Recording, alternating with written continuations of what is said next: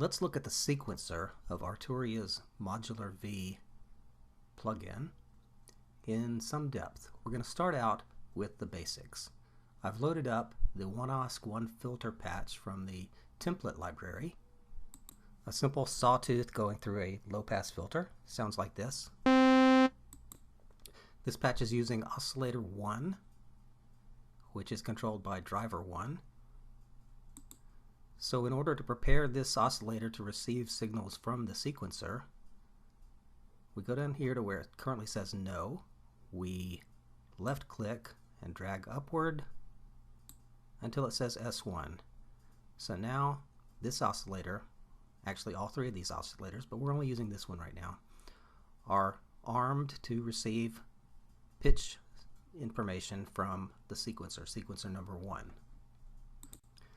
When you use this method of assigning an oscillator to the sequencer, the output or the results are going to be quantized. So all the notes are going to correspond to the black and white keys of your keyboard. That's usually what you want. Now let's scroll down to the sequencer itself. S1 corresponds to this top row of knobs. So I'm going to dial in a more or less random ascending sequence by turning these knobs clockwise, farther and farther at each step. And now when I push a button or push a key on the keyboard, what happens? Nothing happens yet.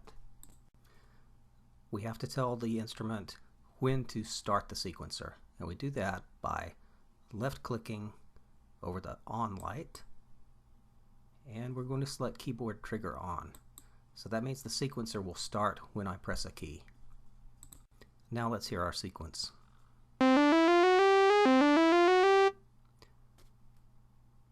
I've let go of the key, and so the sound has stopped, but as you can see, the sequencer is still running because we haven't told this instrument when to stop the sequencer. We can stop it manually by pressing this off button here.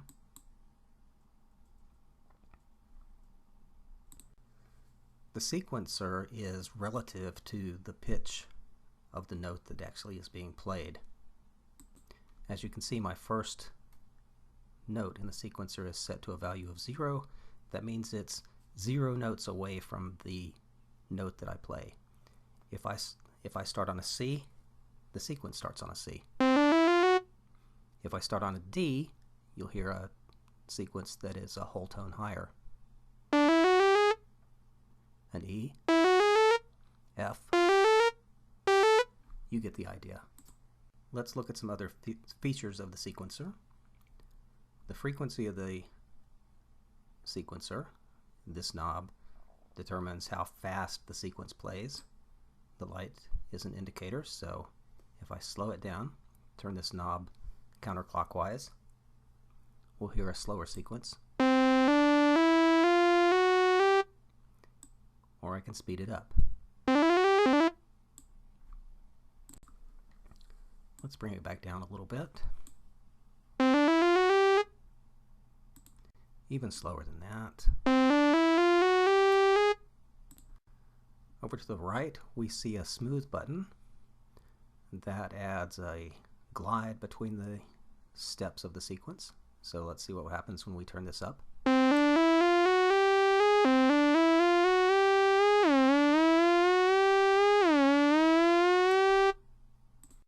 Let's turn that back down to 0. If we want a shorter sequence than 8 steps, that's easy to do. For each step, there's a next. So after step 1, the next is step 2. After step 2, the next is step 3. After step 3, the next is step 4, and so on. If we change this back to 1, then after the first step, the next will be step 2, the next will be step 3, and the next will be step 1. So we'll get a 3-note sequence repeating. Let's try that.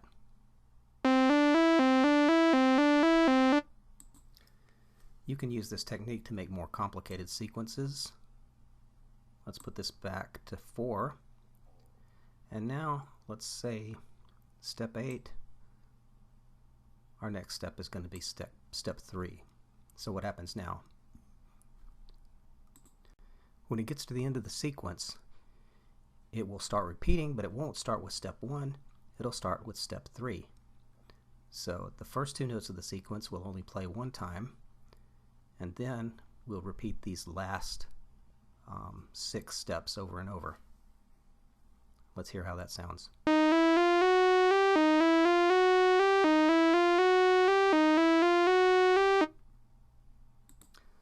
Well, that didn't work exactly as intended.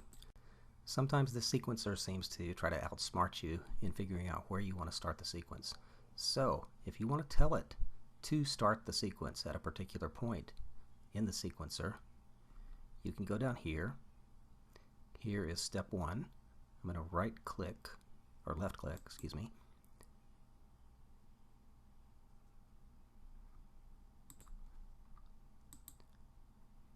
And I'm going to select keyboard trigger on.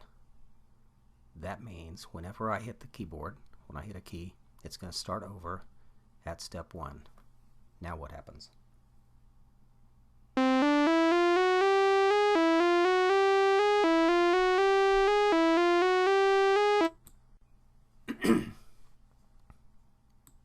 Let's reset this. We can also use the knob to set this back to 1. And now we're back to our regular sequence, starting at step 1 every time we push a key.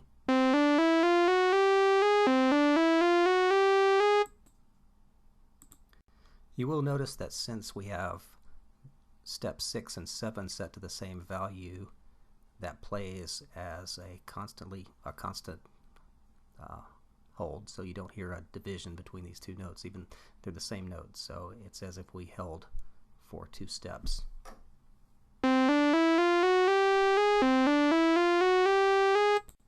We can also use repeat to achieve the same kind of thing.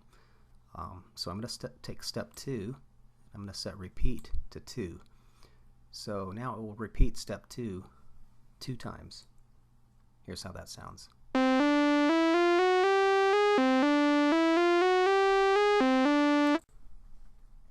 Let's reset that so that everything is 1 step again. And let's set the trigger to step 1 to none again. I don't really know why you'd want to, but you could have the sequence start at any step. So here we're starting on 1, 2, 3, 4. The 5th step, and it will play through and then start over at the beginning. So when I hit the key, it starts on 5. So let's take that off. You have a total of 4 different sequences that you can select. We were operating on sequence 1. You can also select sequence 2, the same way that you set an oscillator to operate on sequence 1. And now we're using the 2nd row, so let's tune the 2nd row to a descending sequence. And we should get a different sequence now.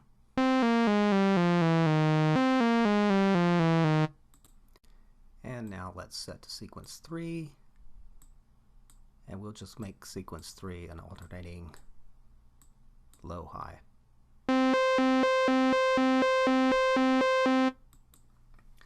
Let's go back to sequence 1 before we move on to sequence 4, because sequence 4 is pretty interesting. With this toggle switch, we can toggle between forwards and rearwards, I guess that stands for RW.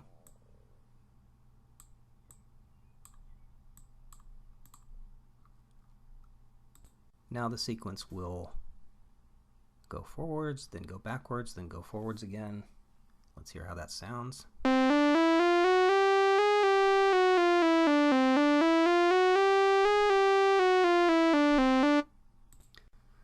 I'm going to adjust this sequence a little bit to make it a little bit clearer what's happening, so we don't have this held note between 6 and 7.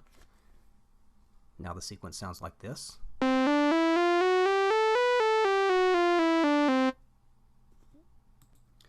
Let's slow this sequence down.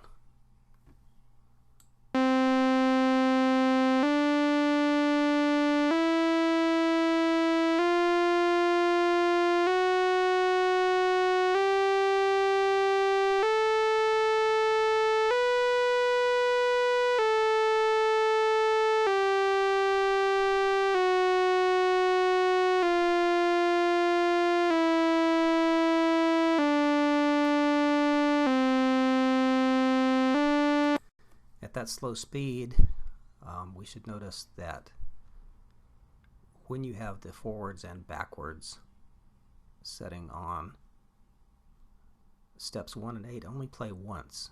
So what happens is you might expect a 16 note sequence, but what you actually get is a 14 note sequence. 1, 2, 3, 4, 5, 6, 7, 8, 9, 10, 11, 12, 13, 14, and then it starts over again.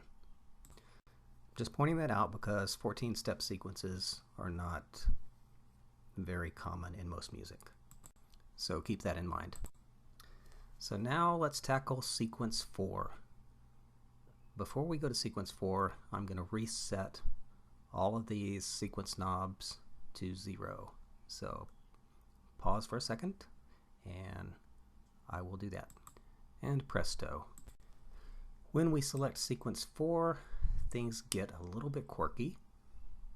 So I'm going to select S4, and now we're using sequencer 4. Sequencer 4 allows you to chain these 3 sequences in different ways, and you do that by selecting from here. The first choice is RAND for random. And we're going to reset this to forward so that things are a little bit clearer. And I'll speed the sequencer up again because a slow sequence sounds crummy. So what happens here? When we're set to random on sequencer 4, it still marches in order through each of these steps, but it will randomly choose one of the 3 in each step, one of the 3 in each column, to play. So I'm going to set all of the notes in row 1 to high, and all of the notes in row 3 to low, the lowest you can go and the highest you can go. And leave row number 2 at 0. So that should be our root note at 3 different octaves. And as the sequencer marches along, it will choose either the high note, the middle note, or the low note at random. Let's listen.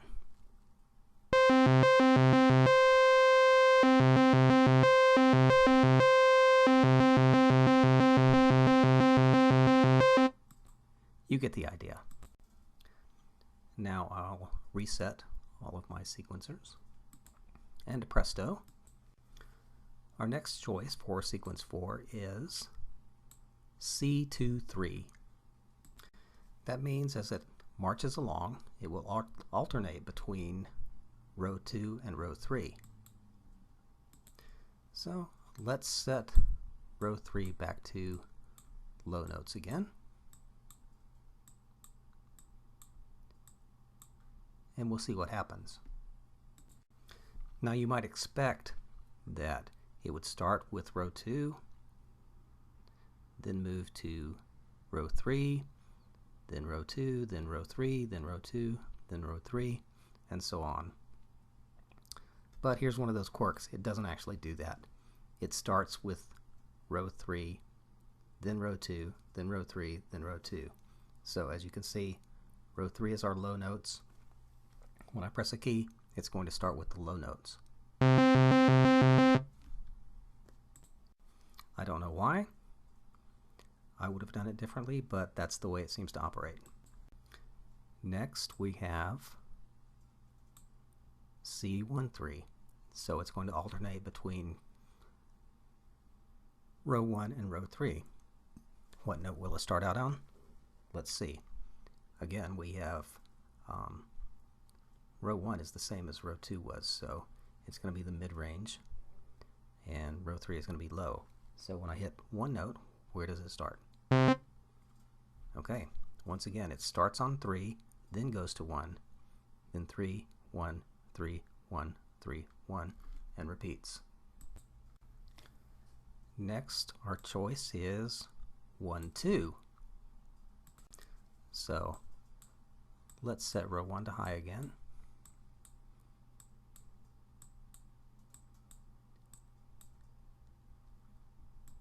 Based on our previous experience, we would probably expect that we'll start out on row 2, then move to row 1, then row 2. So we'll start mid-range, then go high. Let's see if that really happens. Yes, it does.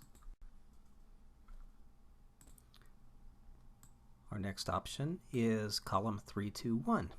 So it's going to alternate between row 3, row 2, and row 1. So the question is it going to start on the mid-range? Is it going to start on the low? Is it going to start on the high? It turns out this starts with 2.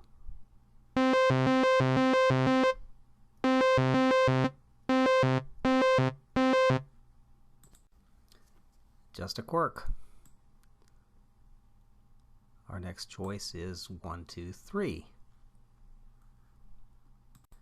So we know that notes on row 2 are going to come after notes on row 1. Notes on row 3 are going to come after notes on row 2. But where do we start? Let's try it and find out. That sounds like it's starting on row 2 again. One thing worth noting, when you have a chain of 2,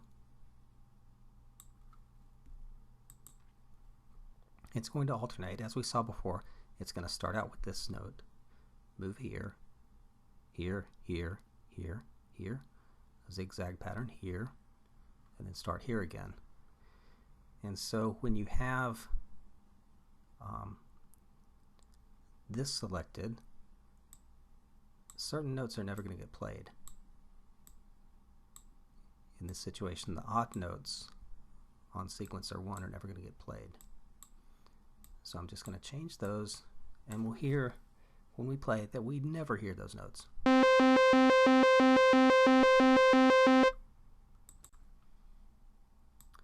However, on the chains of 3, unless you do some tricks, all the notes are eventually going to get played. Remember, in this case, we started out on 2, then moved to 1, then 3, 2, 1, 3, 2, 1, 3, 2, 1. And so the first time through, we had 2, 1, 3, 2, 1. So this note didn't get played on the first go around, but it did get played on the second go around. So eventually all the notes will get played. We can test this. Let's first reset everything to 0. Presto. And now I'm going to make an ascending sequence on sequencer 3.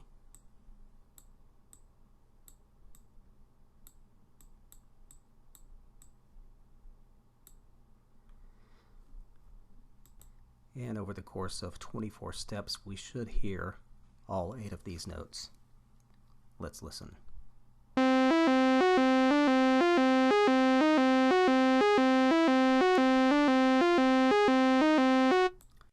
And presto, I have reset the sequencers. Next, we have L23. Now this is straightforward. It's going to play row 2, then row 3. So let's set row 2 to an ascending sequence and row 3 to a descending sequence.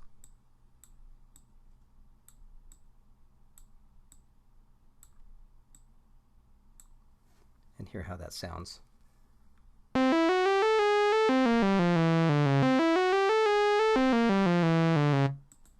And thankfully that plays in the order that we expected it to. Plays row 2, then row 3. You can also choose row 1, row 3. In this case, row 1 is all set to 0, so we're going to hear a nice long block of 8 steps of a single note, and then we'll hear a sequence.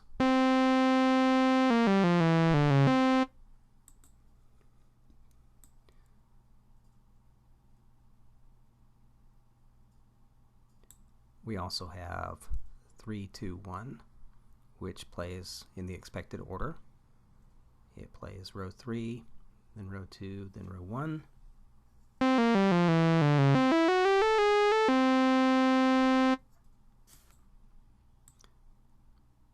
And 1, 2, 3, which also plays in the expected order.